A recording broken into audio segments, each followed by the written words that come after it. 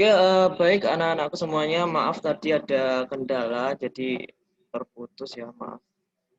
Udah gangguan dari suara senam ditambah kendala ini, maaf.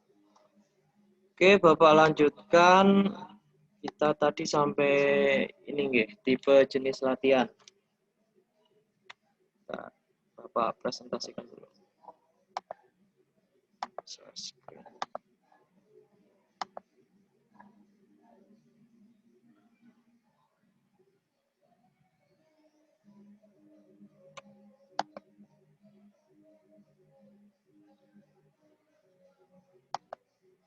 Oke.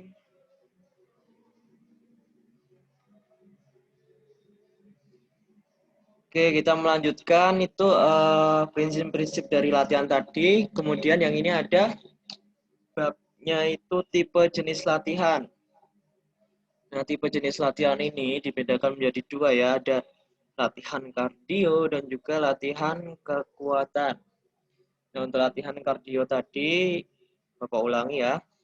Latihan kardio itu memfokuskan kita untuk menjaga bentuk tubuh kita, kemudian juga menjaga berat badan maupun menurunkan berat badan. Untuk latihan kardio itu sendiri bisa dengan cara berlari, berenang, berjalan, menari, kemudian kita senam seperti yang ada di samping itu senam aerobik, kemudian bersepeda. Nah, sedangkan untuk latihan kekuatan itu adalah semua jenis latihan yang bertujuan untuk mengencangkan otot, memperkuat otot, meningkatkan otot seperti itu. Biasanya ini menyebabkan hipertrofi otot. Nah, untuk latihannya ini bisa menggunakan beban ya, beban internal maupun beban eksternal. Nah, untuk beban internal itu sendiri bisa menggunakan berat tubuh kita, body weight training ya. Kemudian beban eksternal bisa menggunakan beban seperti barbel. Misalkan kemudian kalau kita melakukan squat itu bisa memodifikasi beban menggunakan botol air mineral ya tentunya. Itu juga bisa digunakan untuk pengganti dari barbel tersebut. Nah, untuk latihan dari kekuatan ini tergantung pada target kita. Di setiap individu tentunya berbeda. Misalkan kalau latihan kekuatan untuk atlet bodybuilding ya atau builder itu mereka latihan kekuatannya itu dengan metode overload training gitu. Jadi ketika latihan itu berat beban itu terus meningkat sehingga terjadi progress overload training. Jadi semakin berat beban itu semakin bagus untuk tubuh dari bodybuilder karena tubuh dari bodybuilder ini tentunya terus meningkat gitu ketika ditimpa beban-beban overload training. Nah, untuk latihannya yang bisa kita lakukan di rumah atau home workout itu bisa menggunakan berat tubuh sendiri maupun modifikasi alat tadi. Bisa kita lakukan dengan cara push up, kemudian sit up, squat, ringan. Nah, ringan itu biasa dibilang pull up ya. Pull up. Nah, untuk overload training di rumah itu juga bisa sebenarnya. Tinggal kalian, misalkan kalau kalian melakukan push up, kalian udah terbiasa dengan body weight training atau massa tubuh kalian bisa tambahkan dengan eksternal beban eksternal ya. Kalian bisa menggendong tas, kemudian di dalam tas itu kalian bisa isi barbel ataupun modifikasi berat lainnya seperti itu. Kalian bisa menggunakan metode overload training juga. Tidak harus di gym ya. Yang penting kalian kreatif sehingga dimanapun tempatnya kalian bisa latihan dengan target yang sudah kalian tentukan masing-masing. Oke, selanjutnya itu nih penerapan fit. Penerapan fit frekuensi, intensitas, kemudian time dan juga tipe. Ini Bapak memberikan penerapan fit untuk menurunkan berat badan. Nah, jadi untuk F-nya, frekuensinya itu latihan selama 3 sampai 3 salah. Untuk frekuensinya itu untuk meningkatkan detak jantung selama 3 hingga 6 hari dalam seminggu. Misalkan frekuensinya itu kita tetapkan tadi 5 hari latihan, kemudian 2 kali rest day. Jadi misalkan Senin Selasa kita latihan, Rabunya kita rest day, terus Kamis Jumatnya kita latihan, Sabtunya kita latihan, Minggunya kita rest day. Gitu. Nah, kemudian I atau intensitas ini akan tergantung pada tingkat kebugaran Anda ketika kalian berolahraga tadi. Untuk latihan intensitas tinggi, usahakan mencapai 70 hingga 80% detak jantung maksimum. Yang sudah Bapak bilang tadi, untuk mencari detak jantung maksimum itu, rumusnya itu 220 dikurangi umur kalian. Seperti itu. Umurnya Bapak 20, kemudian 220 dikurangi 20 sama dengan 200 ya. Nah, 200 itu detak nadi maksimum, detak jantung maksimum. Jangan sampai kalian mencapai 100% atau melebihi, malahan itu tentunya berbahaya bagi tubuh kalian. Di sini bisa dilihat usahakan hanya mencapai 70 hingga 80% saja detak jantung maksimum, seperti itu. Kemudian tipe latihan untuk menurunkan berat badan ini sebenarnya banyak, tapi lebih direkomendasikan itu kalau untuk menurunkan berat badan itu ke latihan kardio. Kardio seperti menari, berjalan, berlari, mendayung, jogging, berenang, atau semacamnya seperti itu.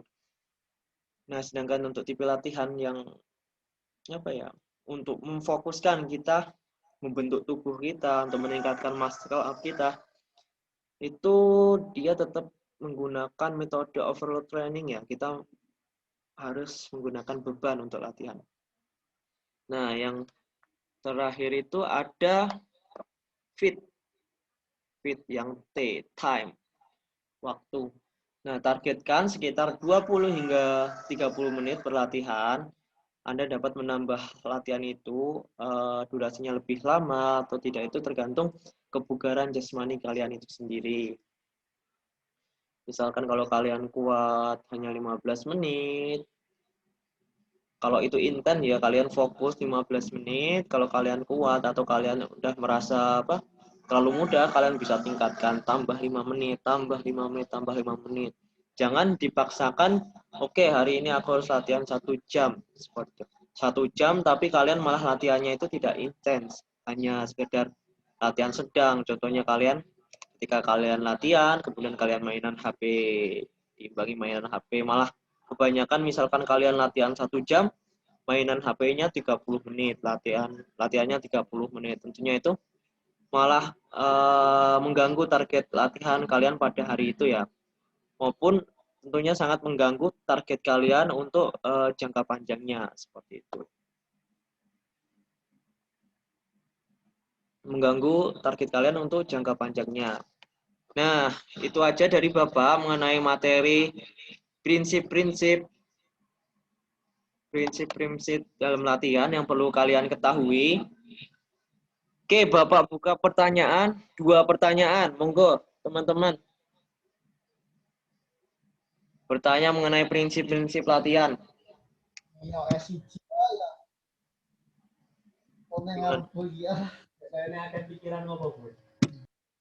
Gimana, Mas?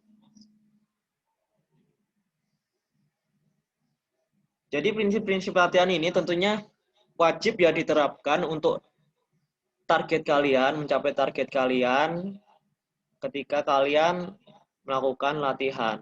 Gitu. Baik latihan target kalian harian, target kalian mingguan, bulanan, maupun target kalian jangka panjang. Seperti itu ya. Monggo Mas Dava, Mas Burhan, Mas Vega, Mas Wahyu yang mau bertanya silahkan.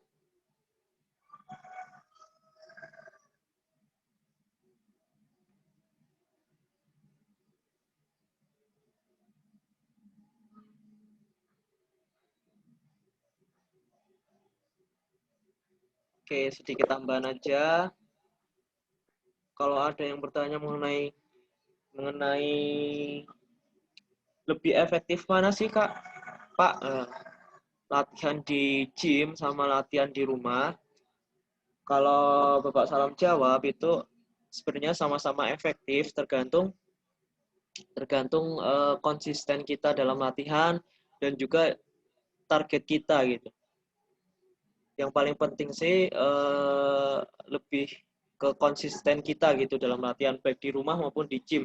Kalau misalkan kita di gym tidak konsisten, terus dibandingkan di rumah yang konsisten, lebih apa ya, pencapaian targetnya itu lebih cepat yang home workout atau di rumah gitu. Kalau dari segi fasilitas tentunya lebih mendukung yang di gym ya, mereka sudah menyediakan beberapa alat, ya nggak beberapa alat, banyak sekali alat yang mendukung untuk pencapaian target kita gitu. Alat tersebut juga tentunya lebih mudah kita gunakan daripada kita home workout ya, kita harus memodifikasi alat-alat yang kita buat, itu tentunya kita harus lebih menggunakan kreativitas kita dalam dalam membuat alat tersebut. Kalau kita datang ke gym, kita hanya tinggal bayar member ya, hanya itu aja. Bayar member, kemudian kita mau pakai sampai kapan gitu. Sejam, 2 jam itu terserah kalian. Yang penting kalian ketika latihan kalian harus menerapkan prinsip-prinsip latihan tadi, yaitu ada FIT, FITT, frekuensi, intensitas, time, dan juga tipe latihan gitu guys. Gimana anak-anak? Ada yang ingin ditanyakan nggak? Kalau tidak, Bapak tutup.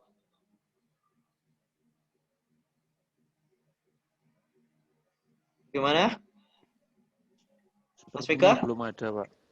Oke, nggak ada ya. Nah, baik. Kalau tidak ada pertanyaan, Bapak sudahi pertemuan pada pagi hari ini. Semoga kalian dapat menerima materi dari Bapak dengan baik, dapat menerapkan materi Bapak dengan baik, maupun menyebarkan materi atau ilmu yang sudah Bapak sampaikan. Seperti itu. Kurang lebihnya dari Bapak mohon maaf buat teman-teman sekalian. Tadi ada banyak gangguan ya. Mohon maaf. Wabillahi taufiq wal hidayah. Wassalamualaikum warahmatullahi wabarakatuh. Waalaikumsalam warahmatullahi wabarakatuh.